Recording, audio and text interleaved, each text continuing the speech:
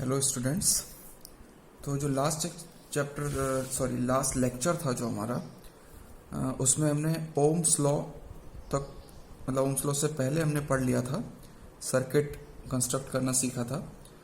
अब हम एक बहुत ही इंपॉर्टेंट पार्ट इस चैप्टर का, दैट इज ओम्स लॉ, ये हम पढ़ने जा रहे हैं। और फिर इसके बाद हम इसके ऊपर बहुत सारे क्वेश्चंस करेंगे और एनसीईआरटी के भी कुछ प्रॉब्लम्स में डिस्कस करूंगा। तो सबसे पहले मैं आपके सामने डिस्कस कर रहा हूं ओम्स लॉ। ओम्स लॉ क्या कहता है? At a constant temperature the current flowing in a conductor is directly proportional to the potential difference applied across its ends. यानी कि किसी भी कंडक्टर में फ्लो होने वाला जो करंट है, तो अगर मैं यहां पर एक छोटे से डायग्राम से आपको एक्सप्लेन करूं, if there is a conductor and this conductor is applied to a potential difference, this is key, correct? Then current I flowing in the conductor will be directly proportional to the potential difference of this battery. Got it? तो इसमें जो current I flow करेगा वो हमने इसके across वो battery कितने potential की लगाई है इसके ऊपर डिपेंड करेगा। So we can write V is directly proportional to I and V is equal to IR, where R is a proportionality constant और इस R को हम क्या बोलते हैं? रेजिस्टेंस, जिसके बारे में हम पहले ही पढ़ चुके हैं। तो रेजिस्टेंस के बारे में हमने फिजिकली रेजिस्टेंस की वैल्यू कैलकुलेट करना सीखा था, लेकिन हमें रेजिस्टेंस की वैल्यू कैलकुलेट करना अभी सर्किट से नहीं आता था। हम फिजिकली जानते थे कि अगर हमें रेजिस्टिविटी पता है किसी की, तो हम उसकी लेंथ और area of cross section measure करके और हम उसका रेजिस्टेंस कैलकुलेट कर सकते हैं। लेकिन प्रैक्टिकली इसे कैसे करते हैं? प्रैक्टिकली हम एक सर्किट की हेल्प से करते हैं और वो सर्किट फॉलो करता है ओम्स लॉ को। तो हम डिफरेंट वैल्यूज V की लेते हैं, डिफरेंट वैल्यूज I की लेते हैं और फिर हमको R की वैल्यू मिल जाती है। ठीक है, तो this is how Ohm's law works in a electric circuit. ठीक है, तो ओम्स लॉ बहुत ही इंपॉर्टेंट लॉ है। इसमें एक बात बहुत इंपॉर्टेंट है, एट अ कांस्टेंट टेम्परेचर, यानी कि this law is valid for a constant temperature only. If temperature varies then this proportionality will also vary and hence the value of resistance will vary।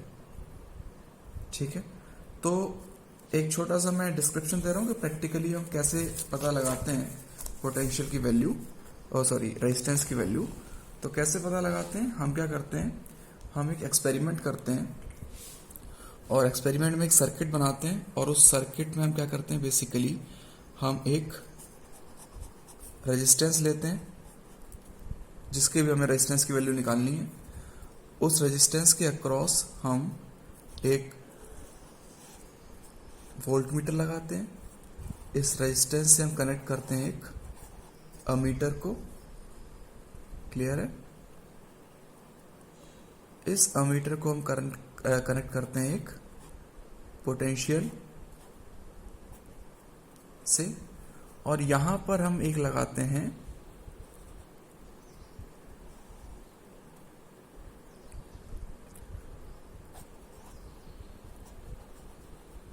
Variable resistance. Clear है? और यहां पर एक की होती है। इस तरीके से सर्किट कनेक्टेड होता है। तो इस सर्किट में बेसिकली होता क्या है कि जब हम वेरिएबल रेजिस्टेंस यहां पे लगाते हैं तो इसका रेजिस्टेंस जो है वो हम चेंज कर सकते हैं। तो जब रेजिस्टेंस की वैल्यू चेंज होती है तो इस सर्किट के अंदर, पूरे सर्किट के अंदर जो करंट की वैल्यू है वो भी चेंज होती है, क्योंकि सेम सोर्स से यहां से जो करंट निकलेगा I, वही करंट यहां जाएगा I और वही करंट यहां से होता हुआ वापस आएगा I। तो ये जो करंट फ्लो कर रहा है, ये करंट फ्लो हम कैसे डिसाइड करेंगे कि ये जो करंट फ्लो कर रहा है ये कितना करेगा? तो आपने यहाँ पे ओम्स लॉ देखा। ओम्स लॉ में हमें पता है V is equal to I R, तो जो हमने अप्लाइड पोटेंशियल है यहाँ पे उसको हमने कांस्टेंट रखा है V, ठीक है। लेकिन जब ये कांस्टेंट है लेकिन R की वैल्यू चेंज हो रही है, कैसे चेंज हो रही है, क्योंकि यहाँ पे मैंने यहाँ पे एक वेरिएबल रेजिस्टेंस लगाया है जिसकी वैल्यू मैं कंटिन्यूअसली चेंज करता रहूंगा। तो इस R की वैल्यू चेंज होने की वजह से आपकी I की वैल्यू भी कंटिन्यूअसली चेंज होती रहेगी। क्लियर है, ये बात समझ में आ गई आपको। तो बेसिकली हम क्या करेंगे, डिफरेंट आई की वैल्यू के लिए इस रेजिस्टेंस के अक्रॉस पोटेंशियल डिफरेंस हमें कितना मिल रहा है ये हम नोट करते रहेंगे। क्लियर है। तो अगर मैं एक टेबल बनाऊंगा तो टेबल कुछ इस तरीके से आएगी कि आई की वैल्यूज होंगी मेरे पास और वी की वैल्यूज होंगी, डिफरेंट वैल्यूज होंगी आई की, I1, I2, I3। और ये डिफरेंट वैल्यूज क्यों आएंगी मेरे पास, क्योंकि मैं इस वाले वेरिएबल रेजिस्टेंस की वैल्यू, इसको मैं R बार बोल देता हूं, इसकी वैल्यू मैं कंटिन्यूअसली चेंज कर रहा हूं। तो जब मैं इसकी वैल्यू चेंज करूंगा तो इसमें फ्लो होने वाला करंट चेंज होगा पूरे सर्किट में, और जब फ्लो होने वाला करंट चेंज होगा तो मुझे पता है V is equal to I R. तो जब इस रेजिस्टेंस में से फ्लो होने वाला करंट चेंज हो रहा है तो इस रेजिस्टेंस के अक्रॉस जो पोटेंशियल डिफरेंस है वो भी चेंज होगा। ये पोटेंशियल डिफरेंस फिक्स है V, ठीक है। लेकिन इस पर्टिकुलर रेजिस्टेंस के अक्रॉस कितना पोटेंशियल डिफरेंस आ रहा है ये चेंज होता रहेगा। इन दोनों का सम सेम रहेगा, इसके अक्रॉस पोटेंशियल डिफरेंस प्लस इसके अक्रॉस पोटेंशियल डिफरेंस, इन दोनों का सम V के बराबर होगा। लेकिन केवल इस रेजिस्टेंस के अक्रॉस देखूंगा तो करंट चेंज होने की वजह से अकॉर्डिंग टू ओम्स लॉ इसकी वैल्यू भी चेंज होती रहेगी। So it will give me different values V1, V2, V3 and V4 so on. अब मैं क्या करता हूं, अब मैं करता हूं एक काम कि मैं बनाता हूं एक ग्राफ। तो ग्राफ किस किस के बीच में बनाता हूं, V और I के बीच में। तो अगर आपने अच्छे से एक्सपेरिमेंट किया है तो आपका जो ग्राफ होगा वो स्ट्रेट लाइन आएगा पासिंग थ्रू द ओरिजिन, और इस तरीके से मैं इसको मिला दूंगा। क्लियर, मैं एक रफ ग्राफ बना रहा हूं इसलिए आप टेंशन ना लें, लेकिन इस तरीके से स्ट्रेट लाइन ग्राफ आएगा। अब आपने 9th में एक चीज पढ़ी थी जब हमने ग्राफिकल एनालिसिस की थी मोशन वाले चैप्टर में, तो उसमें वहां पे आपने एक चीज पढ़ी होगी that y axis upon x axis gives me the slope of the graph. और अगर मैं यहां पे y अपॉन x करूं it will become v upon i and this will give me the slope of the graph which is equal to r। अगर मैं यहां से देखूं v is equal to I R, so r is equal to v upon i। Clear. तो यहां से अगर मैं स्लोप कैलकुलेट करने की कोशिश करूं और मैं स्लोप पता लगा लूं इस ग्राफ का, तो मुझे इस रेजिस्टेंस की, जो ये अननोन रेजिस्टेंस है मेरे पास, इसकी वैल्यू मुझे पता लग जाएगी। स्लोप पता करने के लिए क्या करते हैं, हम कोई भी दो पॉइंट्स कंसीडर करते हैं। तो सपोज करो एक पॉइंट मैंने यहां से लिया बीच में से कोई, एक पॉइंट मैंने यहां से लिया बीच में से कोई, और इस तरीके से एक ट्राइंगल बनेगा। सपोज इस पॉइंट के कोऑर्डिनेट्स हैं V2, I2, इस पॉइंट से कोऑर्डिनेट्स हैं V1, I1। तो R will be given by delta V over delta I which is equal to V2 minus V1 upon I2 minus I1। और ये I2 V2 की value आप कहाँ से देखोगे, आप यहाँ से ग्राफ आपने बनाया हुआ है तो नीचे आप लाइन करेंगे ड्रॉ परपेंडिकुलर, तो आपको ये जो पॉइंट मिलेगा I एक्सिस पे और ये जो पॉइंट मिलेगा यहाँ पे V एक्सिस पे, ये पॉइंट्स आपको V1 और V2 की वैल्यू देंगे। Clear. So this is how we calculate the value of resistance of any unknown resistor practically। तो ये हम ओम्स लॉ का यूज करते हैं यहाँ पे रेजिस्टेंस की वैल्यू कैलकुलेट करने के लिए। बाकी भी बहुत सारे तरीके हैं हमारे पास, लेकिन अभी आपको 10th लेवल पे यही तरीका पढ़ना है। क्लियर। तो ये मैंने एक प्रैक्टिकली कैसे हम रेजिस्टेंस की वैल्यू कैलकुलेट करते हैं ये मैंने आपको बताया। क्लियर। अब हम आगे चलते हैं, आगे चलना है हमको और हमें सीखना है अब क्या, कॉम्बिनेशन ऑफ रेजिस्टेंस।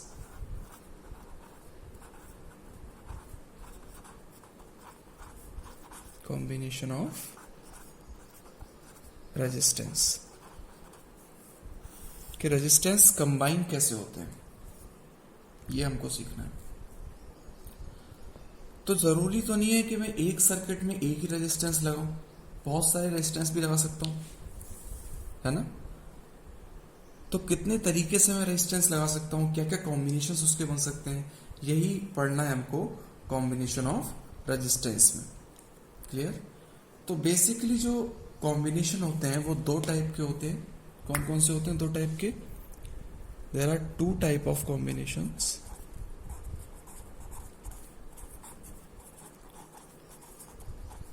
और वो दो टाइप के कॉम्बिनेशन क्या है आपके? सबसे पहला है series combination,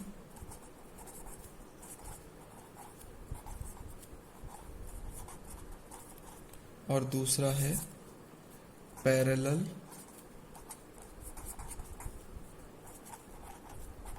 combination.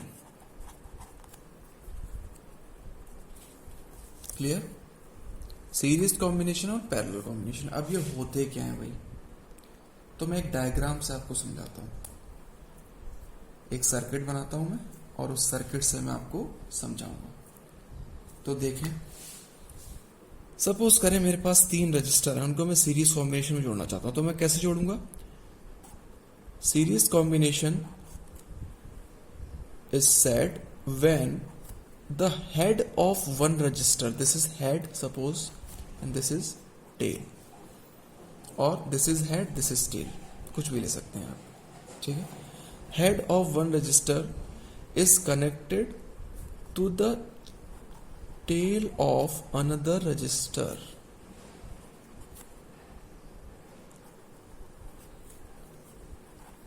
R2 R3।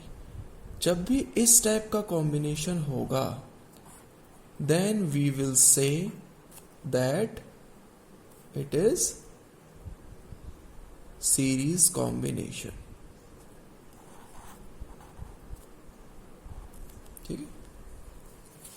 Ammeter आप कहीं भी लगा सकते हो, नो प्रॉब्लम, क्योंकि ये सीरीज में लगता है सर्किट के, तो सीरीज में आप कहीं भी लगा सकते हैं। ठीक है। तो ये भी मैंने वैसे ही लगाया, यानी कि लाइन से जब इस तरीके से रेजिस्टर्स कनेक्टेड हों तो मैं क्या बोलूंगा कि ये एक सीरीज कॉम्बिनेशन है, और the tail of one resistor is connected to the head of another resistor, then it is called as series combination. Clear. ये बात आ गई आपको समझ में? तो अब ऐसे कॉम्बिनेशन में अगर रजिस्टर कनेक्टेड है अलग अलग, तो इन रजिस्टर्स का कंबाइंड रेजिस्टेंस हम कैसे निकालेंगे? तो देखो, एक कुछ कॉन्सेप्ट है जो आपको यहां पे समझना पड़ेगा। हमें ये पता है कि जब हमने यहां पे एक पोटेंशियल डिफरेंस V लगाया हुआ है, तो ये पोटेंशियल डिफरेंस V, यहां पे एक I करंट आ रहा होगा। क्लियर। करंट किस वजह से आता है? चार्जेस के फ्लो की वजह से। अब इलेक्ट्रॉन्स जो यहां से निकल रहे हैं, मैंने आपको बताया था इलेक्ट्रॉन्स नेगेटिव से पॉजिटिव टर्मिनल पे जाते हैं, और साथ ही करंट पॉजिटिव से नेगेटिव टर्मिनल। क्लियर। तो जो इलेक्ट्रॉन्स यहां से निकल रहे हैं वो सारे के सारे इलेक्ट्रॉन्स यहां पे पहुंच रहे होंगे और उतने ही टाइम में पहुंच रहे होंगे, यानी कि जब चार्जेस सारे के सारे रजिस्टर में फ्लो होने वाले नंबर ऑफ चार्जेस सेम हैं, तो सारे के सारे रजिस्टर्स में जो करंट फ्लो होगा वो भी सेम फ्लो होगा। और जब करंट सेम फ्लो होगा तो मैं ये कह सकता हूं कि यही करंट I, यहां पे भी I है, इससे भी I जा रहा है, और यहां भी वापस I आ रहा है। इसमें कोई डाउट नहीं होना चाहिए। लेकिन I know that V is equal to IR। अगर मैं पर्टिकुलर रेजिस्टेंसेस के अक्रॉस वोल्टेज की वैल्यू निकालने की कोशिश करूं, तो ये मुझे डिफरेंट मिलेगी हर रेजिस्टेंस के across, V1, V2 and V3। ये अलग अलग मिलेगी हमको। क्लियर? अलग अलग क्यों मिल रही है? Because I know that V is equal to I R. तो V is equal to I R का मतलब क्या हो गया? इसमें जो तीनों के तीनों रजिस्टर्स हैं उनमें पास होने वाला जो करंट है दैट इज सेम, लेकिन इनका जो पोटेंशियल है that will be different because इनका रेजिस्टेंस डिफरेंट है। तो एक बात हमें क्या सीखने को मिली यहां पे, that in series combination V divides but I is same। तो ये जो पोटेंशियल V मैंने पूरे सर्किट के अक्रॉस अप्लाई किया था वो V1, V2 और V3 में डिवाइड हो गया। क्लियर? सो बेसिकली हुआ क्या, मैं लिख सकता हूं V is equal to V1 plus V2 plus V3। इस बात को लिखने में कोई बुराई है क्या? कोई बुराई नहीं। ठीक है, तो V होता क्या है बेसिकली IR। तो इस पूरे सर्किट में फ्लो होने वाला, अगर मैं इस V की वैल्यू देखूं तो इस V को क्या लग रहा होगा कि पूरे सर्किट का रेजिस्टेंस कितना है?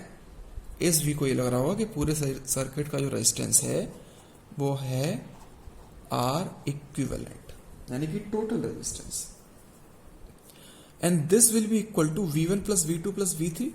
So V1 is IR1 plus IR2 plus IR3. I can take I as common, means current को common ले लूँ मैं और I से I cancel हो जाएगा। It will become simply R equivalent, यानी कि total R is equals to R1 plus R2 plus R3। यानी कि जब भी सीरीज में मैं रेजिस्टर्स को कनेक्ट करूंगा तो उनका जो टोटल रेजिस्टेंस होगा वो उनके पर्टिकुलर रेजिस्टेंस के सम के बराबर होगा। ये बात आ गई समझ में? सिंपल सी बात है। ठीक है, कोई बड़ी बात नहीं है। अब देखिए, अब हम आगे चलते हैं नेक्स्ट पे, जो कि है हमारा पैरेलल कॉम्बिनेशन। ठीक है, पैरेलल कॉम्बिनेशन देखते हैं। तो पैरेलल कॉम्बिनेशन में क्या होगा?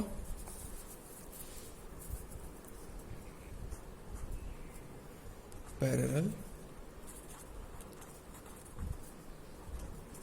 कॉम्बिनेशन, पैरेलल कॉम्बिनेशन में क्या होगा? पैरेलल कॉम्बिनेशन में the tail of one resistor is connected to the tail of another register. Suppose this is R1, this is R2 and this is R3। तो एक register की टेल दूसरे register की tell से तीसरे रजिस्टर की tell से कनेक्टेड है और एक रजिस्टर का हेड दूसरे रजिस्टर के हेड से कनेक्टेड है। ऐसे हम कॉम्बिनेशन को क्या बोलते हैं? Parallel combination. यहां पे मैंने एक बैटरी कनेक्ट की हुई है जिसका पोटेंशियल डिफरेंस है V। यहां पे एक की है, यहां पे एक अमीटर है। क्लियर?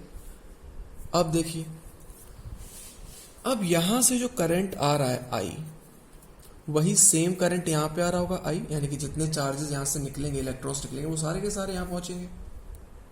लेकिन जब वो इलेक्ट्रॉन्स यहां आ रहे होंगे तो कुछ यहां जाएंगे, कुछ यहां जाएंगे, कुछ सीधे जाएंगे। जैसे कि आपका वाटर टैंक होता है ना, दिस इज वाटर टैंक। तो वाटर टैंक में से पानी आ रहा है। अब नीचे आके क्या किया मैंने, यहां से जो पाइप आ रहा था उस पाइप को मैंने 3 पाइप्स में डिवाइड कर दिया। 1 पाइप, 2 पाइप, 3 पाइप। तो पानी केवल बीच वाले पाइप में आएगा या सारे पाइप्स में आएगा? सारे पाइप्स में आएगा। ऐसे जो चार्जेस यहां से फ्लो के जा रहे थे वो केवल इधर बीच से चले जाएंगे क्या? नहीं, वो सब में डिवाइड होंगे थोड़े थोड़े। तो जब सब में इलेक्ट्रॉन्स डिवाइड हो रहे हैं तो यहां से जो करंट आ रहा है वो भी यानी कि सब में डिवाइड होगा। तो इसमें सपोज करें I1 करंट जाएगा, इसमें I2 करंट जाएगा और इसमें I3 करंट जाएगा। लेकिन एक बात पक्की है, क्या बात पक्की है? That total current I will be equal to I1 plus I2 plus I3, क्योंकि ये इसी में से डिवाइड हुआ है। क्लियर? अब पोटेंशियल की बात करते हैं। तो इन दोनों टर्मिनल्स के बीच का जो पोटेंशियल डिफरेंस है वो V है, यानी कि यहां पे पोटेंशियल 0 है और यहां पे पोटेंशियल V है। कभी भी किसी वायर में पोटेंशियल खत्म नहीं होता है, ऐसा हम मानते हैं। पोटेंशियल वायर में डिवाइड नहीं होता है, क्योंकि हम ये मानते हैं कि वायर का जो रेजिस्टेंस है ना, resistance of a wire is always considered as 0। ऐसा हम मानते हैं कि वायर में लगभग कोई रेजिस्टेंस नहीं है। सही है? तो रेजिस्टेंस अगर वायर का 0 है तो वायर के अक्रॉस अगर मैं पोटेंशियल डिफरेंस निकालूं तो इट विल बी IR। तो वायर में फ्लो होने वाला जो I है वो तो I है, I फ्लो हो रहा है वायर में, लेकिन रेजिस्टेंस कितना है वायर का? रेजिस्टेंस वायर का है 0, तो वायर पे पोटेंशियल डिफरेंस कितना होगा? 0, यानी कि वायर के अंदर पोटेंशियल डिफरेंस नहीं है। तो यहां पे अगर V है पोटेंशियल, तो यहां पे इस पॉइंट पे भी पोटेंशियल क्या होगा? V होगा। यहां पे अगर पोटेंशियल 0 है तो इस पॉइंट पे भी पोटेंशियल क्या होगा? 0 होगा, क्योंकि वायर में पोटेंशियल पे कोई भी फर्क नहीं पड़ता है। तो अभी भी अगर मैं इन पॉइंट्स के अक्रॉस पोटेंशियल डिफरेंस देखूं तो क्या आ रहा है? V आ रहा है, सेम V, जो ये V है वही ये V है, सेम पोटेंशियल डिफरेंस। यानी कि अब हमने एक बात क्या सीखी यहां पे? एक बात यहां पे हमने ये सीखी कि इन पैरेलल कॉम्बिनेशन, मैं यहीं पे लिख देता हूं, यहां स्पेस नहीं है, in parallel combination V is constant, V constant रहता है, but I divides, current divide हो जाता है रेजिस्टर्स के बीच में। अब मैं इक्विवेलेंट रेजिस्टेंस निकालने की कोशिश करता हूं। तो इक्विवेलेंट रेजिस्टेंस क्या होगा according to Ohm's law? Ohm's law क्या कहता है भाई? V is equal to IR। अब ये जो टोटल I है, ये टोटल I इस टोटल रेजिस्टेंस की वजह से आ रहा है। I can write I is equal to V upon R total या R इक्विवेलेंट, कुछ भी कर सकते हो आप। इनके अकॉर्डिंग लिखूं अगर मैं, तो V upon R total it will be I1 will be potential difference, तो अभी भी हर रजिस्टर के अक्रॉस V है, it will be V upon R1 plus V upon R2 plus V upon R3। Again we can take V as common और V से V cancel हो जाएगा, and simply 1 upon R total will become 1 upon R1 plus 1 upon R2 plus 1 upon R3. And this is not true only for 3 resistances. You will simply calculate the total resistance by taking the reciprocal sum of the all resistances. So this is the total resistance calculated in the parallel combination. These two expressions, this is for parallel, and R total is equals to R1 plus R2 plus R3. This is for series. These two expressions are going to be very useful when we will solve the circuit problems. जब हम circuit को solve करेंगे कि इस circuit का total resistance कितना है, इस सर्किट में फ्लो होने वाला करंट कितना है, इस सर्किट में पोटेंशियल डिफरेंस अलग अलग रेजिस्टेंस के अक्रॉस कितना है, ये सारी चीजें जब हम कैलकुलेट करेंगे तो हमको ये फॉर्मूलाज याद रखने होंगे, these two formulas and V is equal to IR। ये तो इस चैप्टर के लिए रामबाण है, ये तो कभी भूल नहीं मत, ठीक है। तो ये था दो तरीके का कॉम्बिनेशन ऑफ रजिस्टर्स, ठीक है। रजिस्टर्स में बोल रहा हूँ अलग, तो वो जो डिवाइस होता है जिसमें रेजिस्टेंस होता है उसको रजिस्टर बोलते हैं, और रेजिस्टेंस क्या है, एक मैथमेटिकल वैल्यू है, ठीक है। तो रजिस्टर्स जब अलग अलग रेजिस्टेंस से कनेक्ट किए जाते हैं तो टोटल रेजिस्टेंस हम इस तरीके से कैलकुलेट करते हैं। सो यहाँ पे मैं अपना अभी लेक्चर ये फिनिश कर रहा हूँ।